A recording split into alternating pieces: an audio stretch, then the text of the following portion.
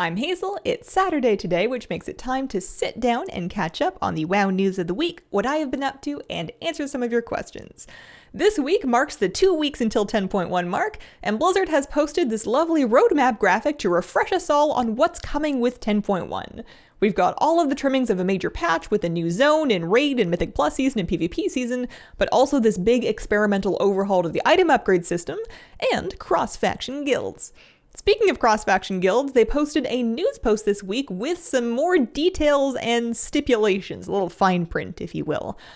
The big thing to note is that the guild will still have a faction. It will still be an alliance or a horde primary guild, and that faction is determined by the faction of the guild leader.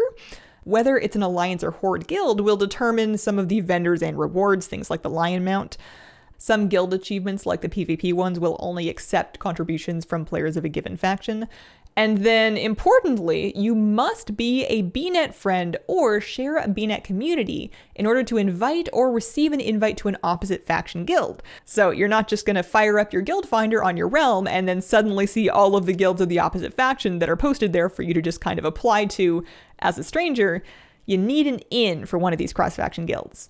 If you are connecting with a guild via their Discord or server recruitment forums, then that's not a big deal, but it is something to note. Many guilds have been managing cross-faction players ever since they started allowing cross-faction raiding and dungeon content, so it will be very nice for our cross-faction members to be able to actually, join the real guild and use the guild bank and use guild chat and whatnot.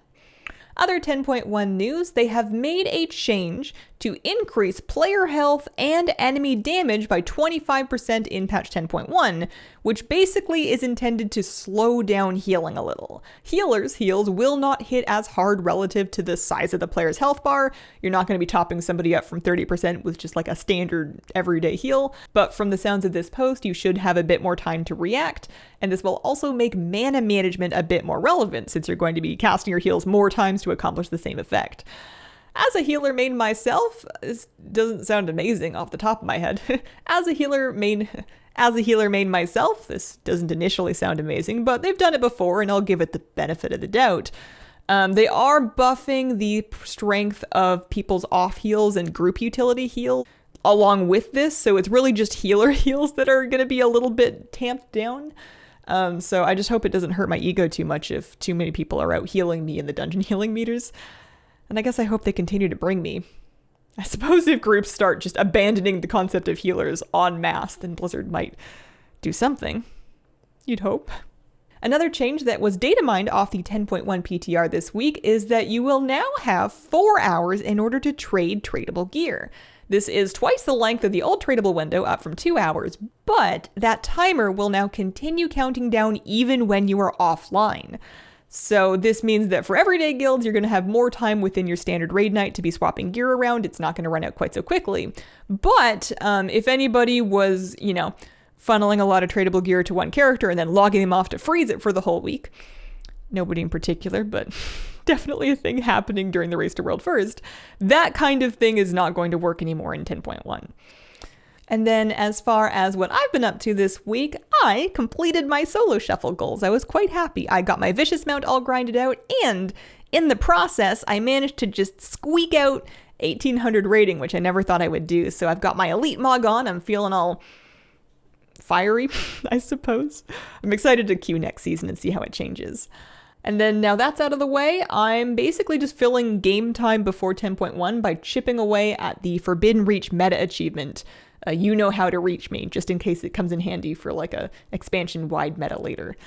And then questions from this week. Griffin wants to know, and I'm going to paraphrase a little bit here, instead of traditional affixes being all negative, would you prefer if they were positive and the gameplay was instead, how well can you do various things to get buffs throughout your run? Or perhaps a healthy mix of both. So I've seen this around, and I think for me, not really, just because in my brain it comes out to the same thing. I think that a failure to get a buff that would have given you more DPS more or less boils down to the same thing as either losing damage uptime or getting a debuff that makes you do less DPS. It's going to make you slower at the end of the day. It's just a question of what color paint is on it. I think that no matter what you do, there's going to be challenge that falls somewhere. It's just a question of what type of challenge it is and like who it's falling on. Is it something that is exclusively the tank's responsibility, or is it something lots of people can help out with? I think just for me personally, the thing that made some affixes frustrating in the past was whenever it felt like there were very limited options or unachievable options for counterplaying the affix. You don't want to be put into a situation where it just feels like there's nothing good you can do about it. I think that what they're doing in 10.1 with downplaying affixes in general, and then adding these new affixes where there's many different ways to counter them using abilities from different classes, so you can look in your toolkit and find, a Dispel or a CC that will make the thingy go away.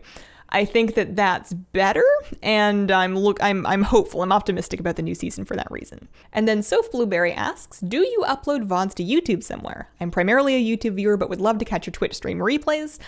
So I didn't do it very often. I used to kind of throw one up on this channel every once in a while, but then I dropped off and I haven't done that in a long time. So the answer was I don't, except since you asked this and I thought about it, I do now. I set myself up a stream VOD channel, and I'm just going to pop entire Twitch VODs onto that so that they don't time out, because you can watch VODs on Twitch, but after I think it's 90 days, they expire and then they're gone forever. So I will put the playlist at the bottom of my regular channel page. So if you go to this YouTube channel and then just scroll down to the bottom of the main channel page, you should find those VODs, assuming that they've processed. I would say that there's 5 of them a week and they're like 2 to 3 hours each, so don't burn yourself out. The only person I expect to show up for that much of me is me. And that has been the week. Thank you very much for watching. If you have any questions for a news video, please pop them in the comments and include the word question to help me find them. I appreciate you guys, and I hope that you have a wonderful, wonderful day. Bye.